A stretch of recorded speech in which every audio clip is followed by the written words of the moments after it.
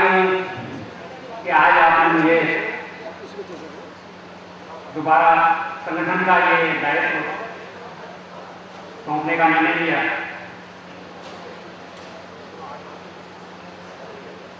ये महासचिव का पद जो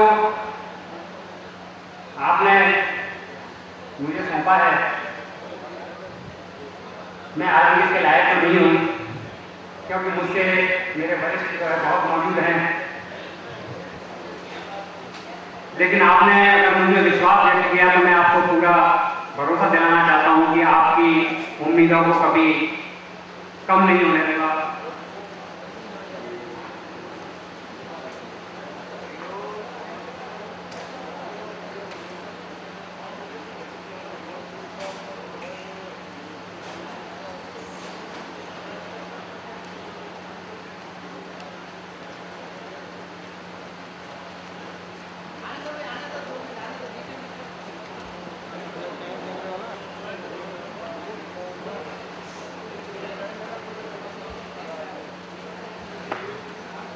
देखिए, अब आपके बीच में पंच पीठाधीश्वर जगत गुरु गोस्वामी वल्लभ दास जी महाराज पधार रहे हैं।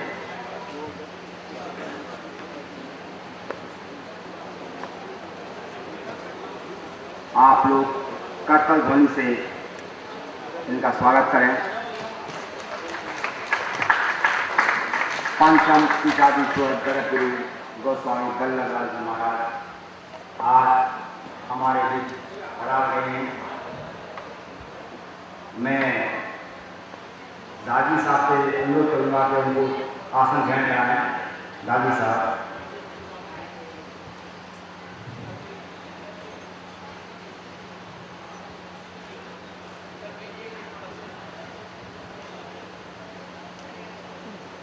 दादी साहब अपना आसन ग्रहण करें।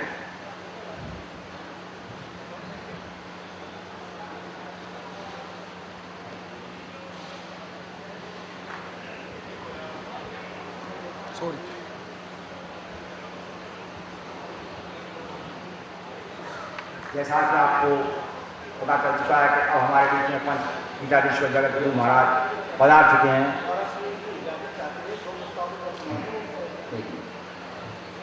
और मैं अपनी तरफ से भी उनका हार्दिक अभिनंदन और स्वागत करता हूं कि आज उन्होंने हमारे बीच पधार कर हमको आशीर्वाद देने के लिए जो समय निकाला है, उसके लिए धन्यवाद के पात्र हैं। उनकी आज्ञा से मैं इस कार्यक्रम को आगे बढ़ाते हुए राजस्थानी भाषा के ऊपर अपने दो शब्द कहने के लिए दलपत जी परिहार को आमंत्रित करता हूँ कि दलपत जी परिहार यहाँ आएँ और राजस्थानी भाषा के ऊपर जो अपनी बात कहना चाहते हैं उसको मंच के साथ शेयर करें। सभागार में विराजमान सारे इस समाज को दिशा देने वाले पत्रकार, मीडिया कर्मी बंधु,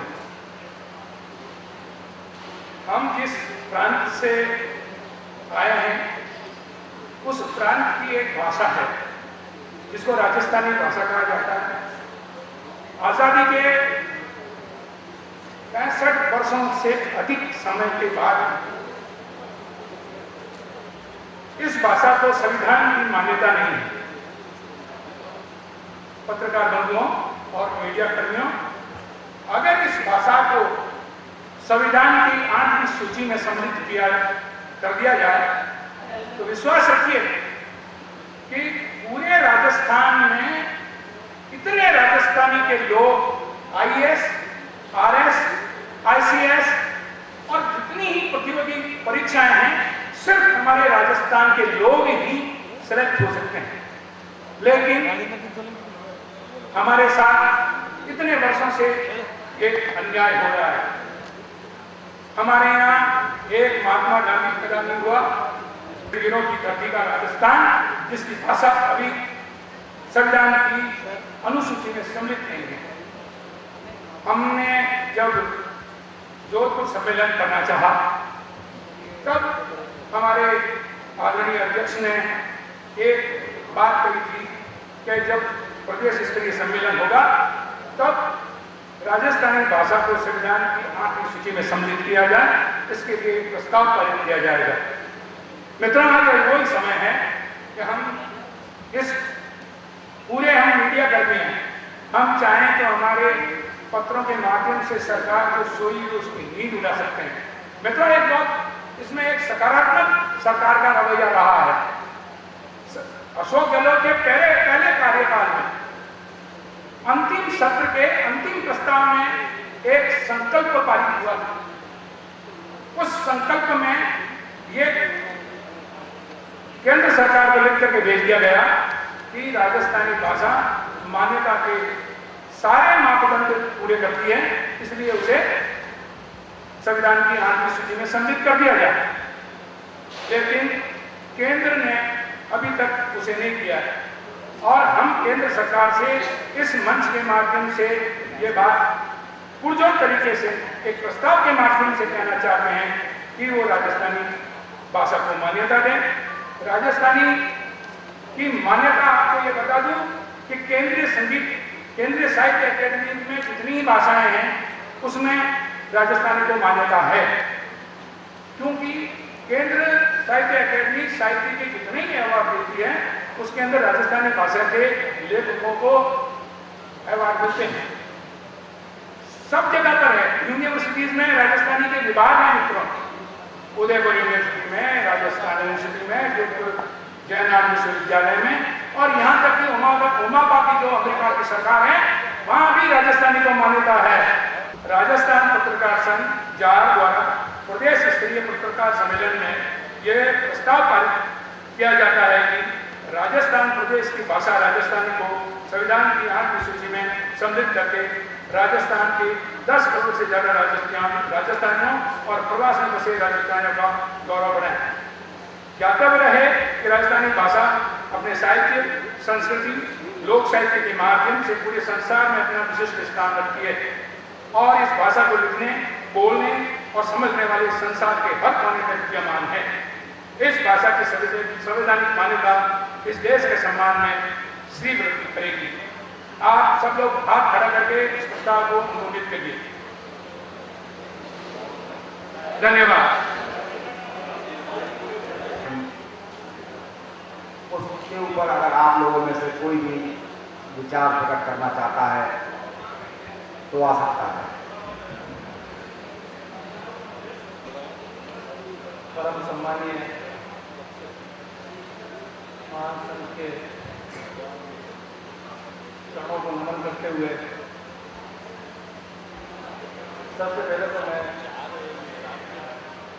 राजस्थान पत्रकार संघ बिहार के उन्हें अध्यक्ष करने पर राजीव साहब को बहुत बहुत बधाई देता हूँ।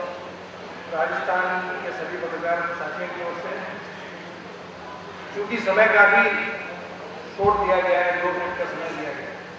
पत्रकारों के साथ जातियां, पत्रकारों के साथ अमानवीय हरकतें, पत्रकारों को ये सदैव जिंदगी रही है। और चूंकि अभी इस प्रस्ताव में भी रखा गया है, 11 सूत्रीय प्रस्ताव में भी रखा गया है, उससे पूर्व भी कई वक्ताओं ने कहा कि पत्रकारों के साथ जो पीड़ा हो रही है और उनके लिए क्या करना चाहिए। अभी हमारे राम बाबू जी ने कहा, अशोक जी ने कहा, यहाँ जो हमारे युवा पत्रकार आए थे इंडिया न्यूज से, उन्होंने बड़ी जोरदार बात कही। हम सब पत्रकारों की पीड़ाओं के मामले में सब के सब एक साथ हैं और अपन ये चाहेंगे कि पत्रकारों की उत्पीड़न के लिए कोई ऐसा नियम बने। अभी आपके बीच बर्बाद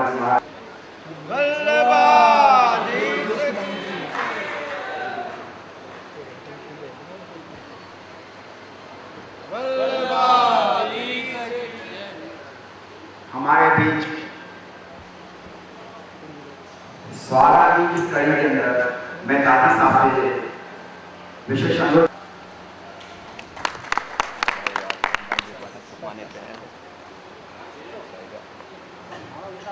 जेडीए चेयरमैन महेंद्र सोलन के साथ ही हमारे बीच कुछ ही पलों में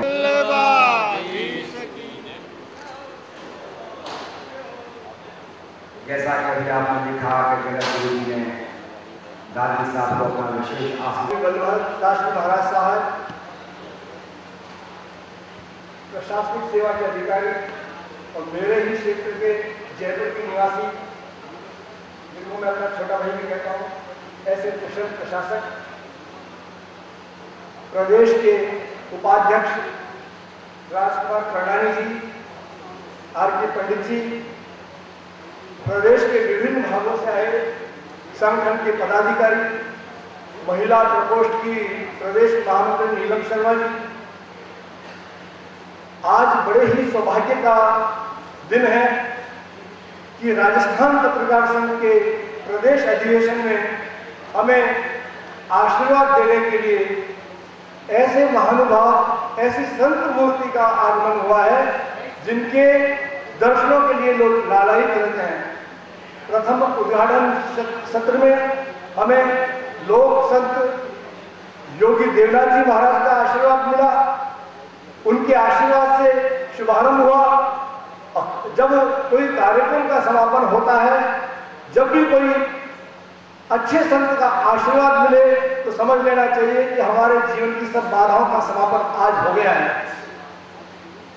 मैं कामा पीठाधीश्वर जी से निवेदन करूंगा कि आज हम लोगों को ऐसा आशीर्वाद दें कि राजस्थान पत्रकार संघ आने वाले समय में सामाजिक सरोकार के कामों में इतना आगे बढ़े कि हम लोगों की लाइन इतनी बड़ी बन जाए कि जो हमारे वैकल्पिक संगठन है वो एक बिंदी के समान उसके सामने नजर आए। साथियों, हम किसी की लाइन को मिटाने में हम लोगों का विश्वास नहीं है। हम लोगों का विश्वास है इतना काम कीजिए कि सामने वाला व्यक्ति आपके सामने शून्य दिखने लग जाए। आचार्य श्री, मुझे बात ध्यान है, एक पड़ोसी ने 2 मंजिल का मकान बना लिया तो उसके पड़ोसी को ईर्ष्या होने लगी कि क्या किया जाए। तो उसने कहा भगवान ऐसा करे कि इसकी एक मंजिल टूट जाए। ये ईर्ष्या की भावना नहीं होनी चाहिए। हमें कोशिश करनी चाहिए कि इसकी 2 मंजिल की है तो मैं ऐसा प्रयास करूं कि मैं 3 मंजिल की बिल्डिंग बना लूं। लेकिन एक हम लोगों की मानवीय सोच में इतना दूषितकरण हो रहा है कि हम अपने सामने वाले के मुकाबले में तो कहीं टिक नहीं पाते। हम ये सोचते कि उसका नाश कैसे हो, उसको हम कैसे नीचे गिराएं। साथियों, मैं राजस्थान के विभिन्न भागों से आए पत्रकार साथियों का बहुत आज आभारी हूँ। आचार्य श्री, हमारे जो सम्मेलन में लोग आए हैं, हमारे डेलीगेट्स आए हैं, ये अपने खर्चे पे आए हैं। हमने इनके आने जाने के लिए बाकी जो संगठन होता है, साधन लगाना, उनके लिए उनको प्रलोभन देना, लाना, ये सब अपना खर्चा